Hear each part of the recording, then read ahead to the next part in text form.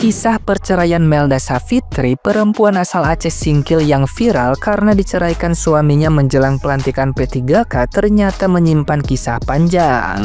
Kepala Desa Kampung Siti Ambia, Aswalun, mengungkap bahwa pihak desa telah berulang kali melakukan mediasi untuk menyelamatkan rumah tangga Melda. Tidak hanya sekali, mediasi dilakukan hingga 4 kali sampai 5 kali dengan melibatkan kedua orang tua dari masing-masing pihak. Namun, berbagai upaya itu gagal memperbaiki hubungan keduanya. Akhirnya, dibuat surat pernyataan resmi di kantor desa yang ditandatangani keluarga kedua belah pihak, sebelum proses dilanjutkan ke Mahkamah Syariah Aceh Singkil untuk pengesahan perceraian. Aswalun menilai persoalan ekonomi menjadi penyebab utama retaknya rumah tangga tersebut. Suami Melda dikenal baik dan tidak pernah melakukan kekerasan, namun tekanan ekonomi membuat hubungan mereka rapuh. Sementara Melda dikenal gigih membantu keuangan keluarga dengan berjualan sayur dan gorengan. Kini perempuan pekerja keras itu harus membesarkan 2 anak kecilnya sendiri setelah perjuangannya mempertahankan rumah tangga berakhir sia-sia. Nah, gimana nih menurut netizen yang terhormat? Silahkan berkomentar ya. Ini lagi viral banget, suami ceraikan istri setelah lulus P3K. Dan akhirnya istri pulang kampung dengan membawa kedua anaknya. Ini baru lulus, belum ngerasain gaji P3K. Belum, gaji pertama aja itu belum ngerasain, itu baru lulus.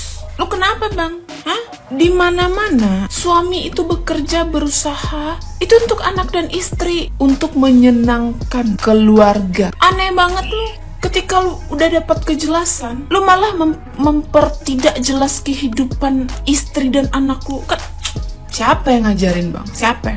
Hah? Terus gue respect banget sama tetangga-tetangganya yang pada baik banget gitu. Pada nganterin, terus pada semangatin sampai nangis-nangis. Nah itu tandanya apa? Istrinya baik. Tuh. Gila lu bang, gila. Hari yang seharusnya menjadi momen bahagia berubah menjadi duka yang tak terbayangkan. Di Aceh Singkil, seorang pria yang baru saja lulus sebagai P3K, pekerjaannya yang selama ini ia impikan justru membuat keputusan yang menghancurkan keluarganya. Begitu menerima surat kelulusan dan mengenakan seragam barunya, ia malah menceraikan istrinya dan menelantarkan 2 anak kecil yang selama ini menjadi penyemangat hidupnya. Istri yang selama ini bertahun-tahun setia mendampingi dari masa sulit, ikut berjuang saat suaminya belum memiliki pekerjaan tetap, kini harus menelan pil pahit ditinggalkan tanpa alasan yang jelas. Tangis pecah ketika sang istri memeluk anak-anaknya untuk terakhir kali sebelum pergi meninggalkan rumah. Rumah yang dulu penuh tawa dan doa kini menjadi sanksi bisu. Berubahnya cinta menjadi luka. Perempuan itu tak hanya kehilangan pasangan, tapi juga kehilangan tempat bersandar. Sementara 2 anak kecil kehilangan sosok ayah yang selama ini mereka banggakan. Kisah ini cepat menyebar di media sosial dan menjadi perbincangan hangat. Banyak netizen ikut geram sekaligus iba. Bab dibalik seragam yang seharusnya menjadi simbol keberhasilan dan tanggung jawab, justru tersimpan kisah pengkhianatan dan air mata. Perjalanan besar dari kisah ini bahwa kesuksesan sejati bukan hanya soal pekerjaan, jabatan, atau seragam baru, tapi tentang bagaimana kita tetap memegang tanggung jawab, menghargai pengorbanan, dan menjaga hati orang-orang yang setia mendampingi kita dari nol.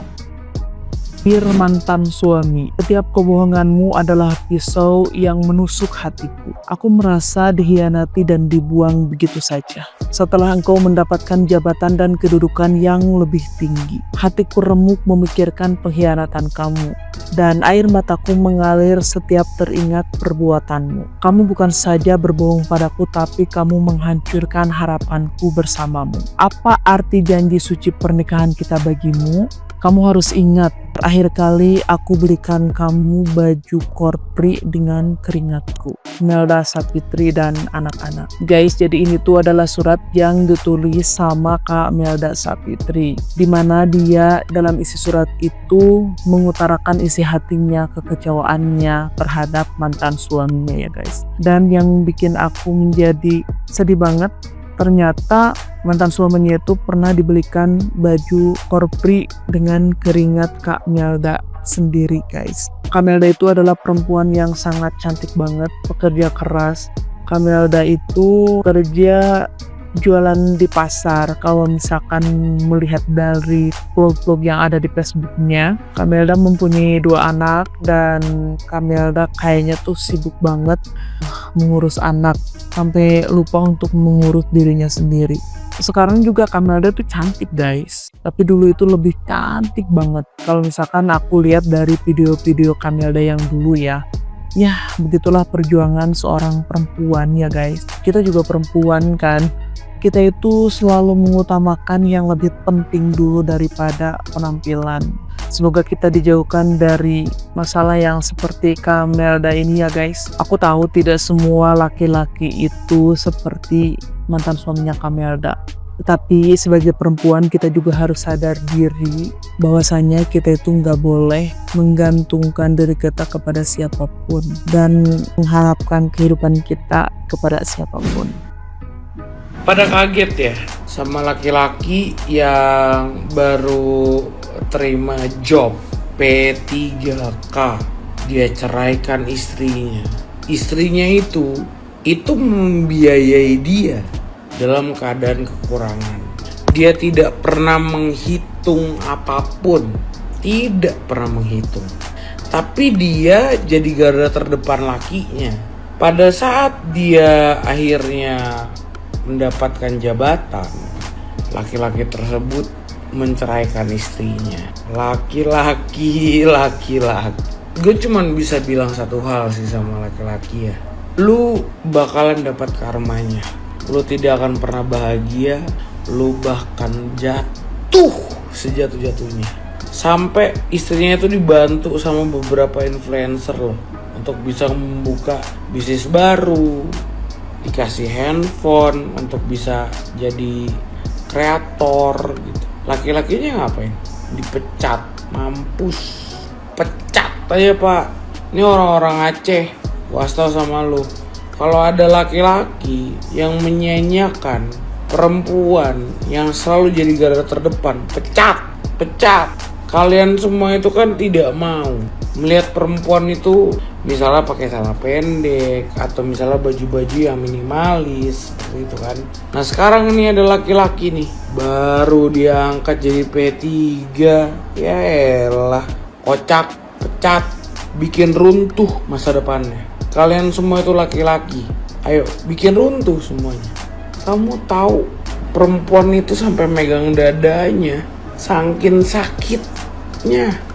Dan gue udah pernah ngalamin kayak gitu. Saking sakitnya gue megang dada gue, itu rasanya. Itu perempuan gak aja udah ajaib. Jadi buat laki-laki Aceh, ya gue kasih pesen sama lu. Itu laki-laki, lu pecat, lu bikin dia sejatuh-jatuhnya, serendah-rendahnya, sebelum dia dihukum sama Tuhannya. Lu hukum duluan. Lu udah pernah kasih hukum pecut kan? Lu udah pernah kasih hukum yang lain-lain.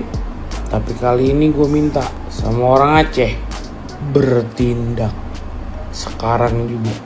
Biar mampus tuh laki-laki. Biar mampus.